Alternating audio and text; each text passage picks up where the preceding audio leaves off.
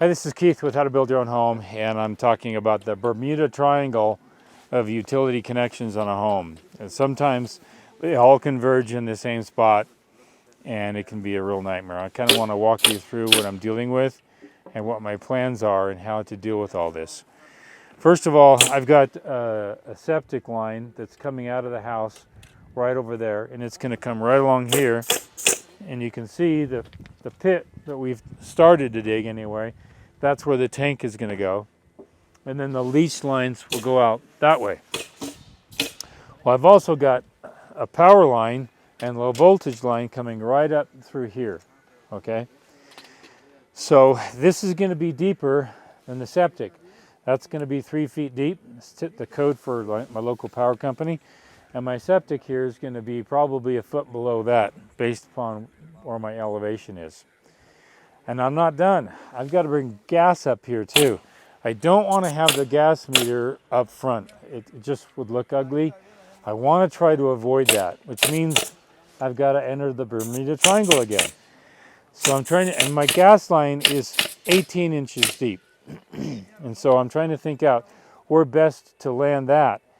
And if my septic is the lowest, then on top of that, my power line, I can cross power lines. I just can't be within 3 feet parallel of those lines. So if I brought my gas line in the same trench as my power, that trench needs to be 3 feet wide. And on one side is going to be my power, which is going to be a little deeper.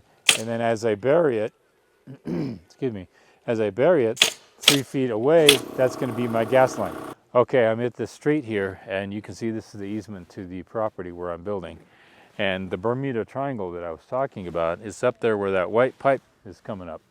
That's where everything's converging. That's where everything has to kind of come together. Well, I know that the gas line is right here. It's about 2 feet into the drive right here. And it's a main gas line. This is where they're going to connect. But I can connect to that gas line anywhere along the gas line. They hot tap that gas line directly into the line. There's no specific space where I can go. So that means that I can be flexible on my gas.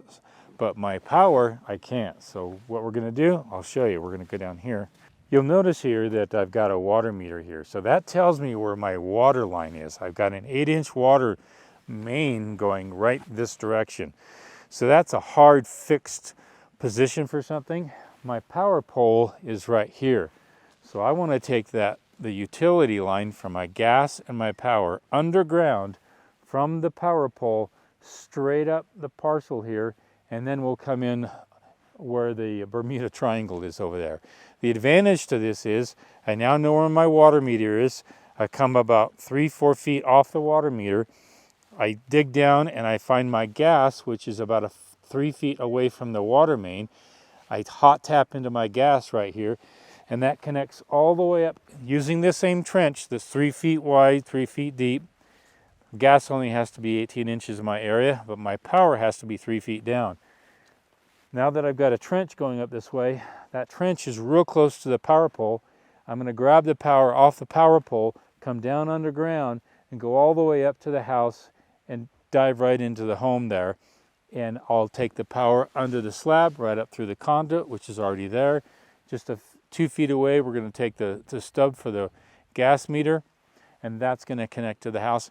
And we'll use the same trench for low voltage. I've got cable, which is, there's a pedestal just about 40 feet down there on the corner, which isn't very hard to do a small trench to tap into that. Use the existing trench for all that. This is a way to kind of the economy of scale when it comes to excavation, especially trenching for utilities. And I didn't want to have a separate trench for the gas, and I didn't want to have a separate trench for the power. That was, I wanted to try to avoid that. But we can separate those as long as they're 3 feet apart. Use the same trench.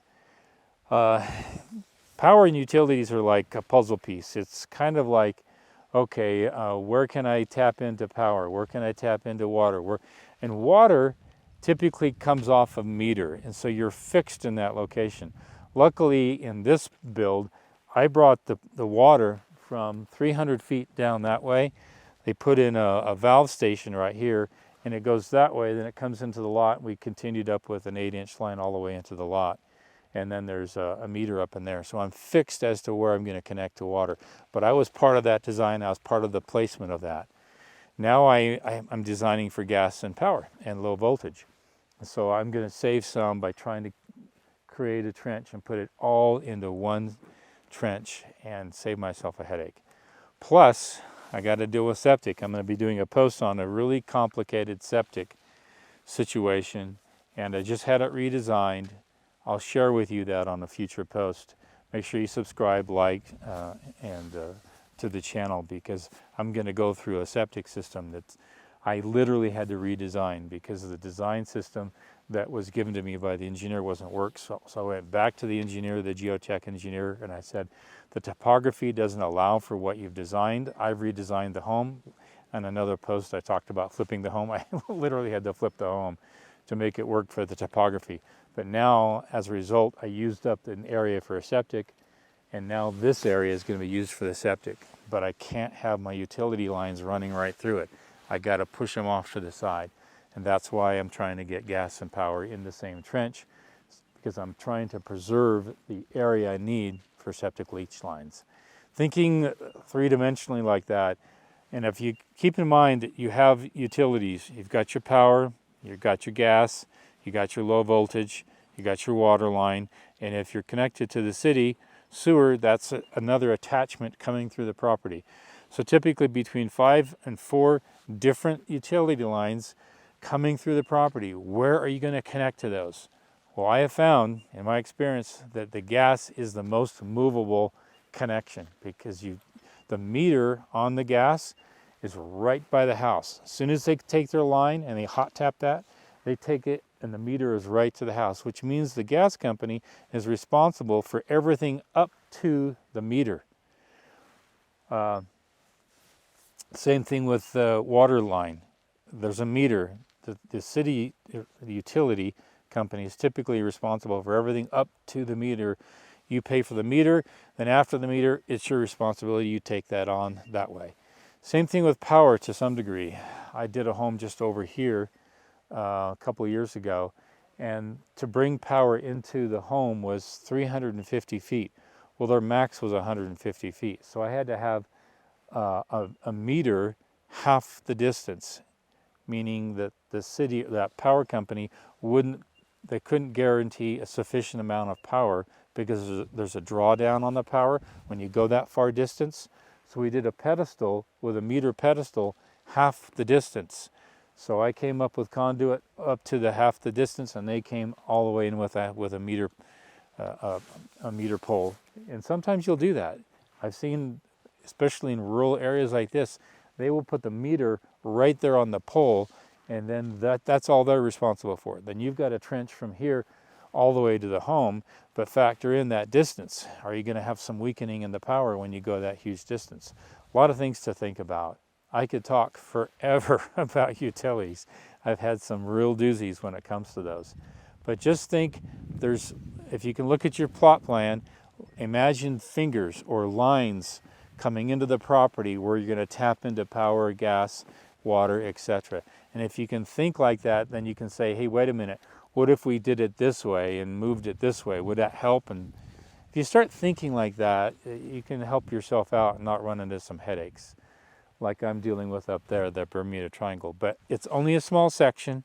It's not a massive area, but I'm timing it so that I can all land where I want to land at the right spot. Even though it's complicated up there, I can, by making it complicated in a small area, I can solve some problems everywhere else. So lots of stuff, utilities. Make your comments, post your suggestions. I'll give you some feedback on that. That really helps out, and I love your feedback. You guys take care. This is Keith with How to Build Your Own Home.